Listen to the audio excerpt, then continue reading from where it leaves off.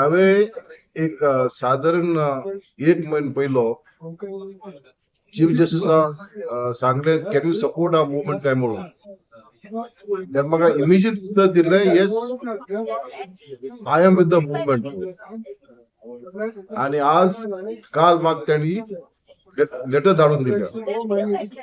Now letter is important कारण this is coming from former Chief Justice of India, who has understood a 10-point charter, who has understood the fight of the Goan people in the past to maintain the unique identity of Goa, its culture, its heritage.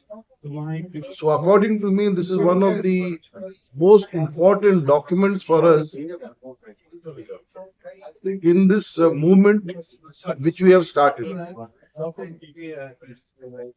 So therefore, a high dignitary like a Chief Justice of India coming out in support of this movement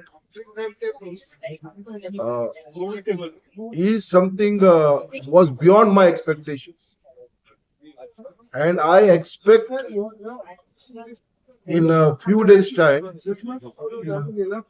another judge of the Supreme Court also issuing a statement supporting our cause.